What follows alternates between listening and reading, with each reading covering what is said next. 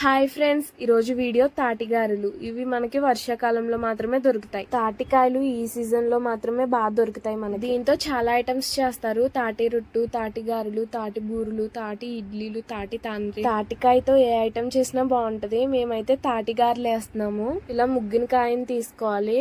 అది ముగ్గిన వెంటనే చేసేసుకోవాలి, లేకపోతే పోతుంది కాయ. దీంట్లో ఉన్న బ్లాక్ కలర్ పీచుని మొత్తం తీసేసుకోవాలి. దీంట్లో ఉన్న పేస్ట్ ని తీసుకోవాలి. ఈ రెండిట్లని పేస్ట్ ఎంతవరకు వస్తే అంతవరకు కొట్టాలి. మనకి ఎంత వీలైతే అంతవరకు కొడితే దాంట్లో ఉన్న పేస్ట్ బాగా వస్తుంది. పేస్ట్ మొత్తం చూడండి బయటకు వచ్చింది. అలాగే మిగతా కాయలను కూడా ఇలాగే కొట్టాలి. చూడండి పేస్ట్ మొత్తం బయటకు వచ్చింది.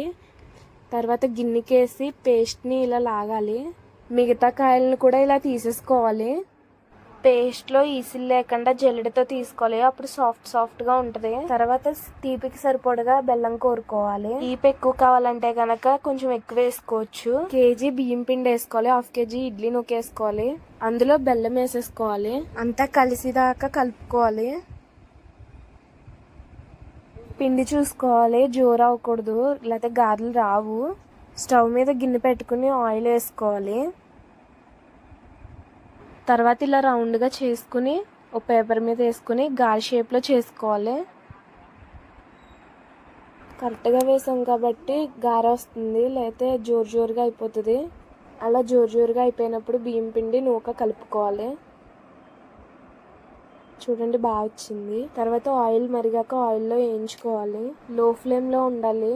గారెలు 2 సైడ్స్ని వేయించుకోవాలి, అప్పుడే బాగా వేగుతాయి. వేగాక గారెలు తీసుకుని న్యూస్ పేపర్ వేసుకుని దాని మీద వేయాలి. ఆయిల్ ఏమైనా ఉంటే పీల్చుకుంటుంది.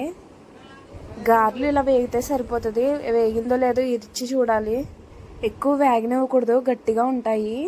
తాటి గారెలు అయితే పర్ఫెక్ట్గా వచ్చినాయి.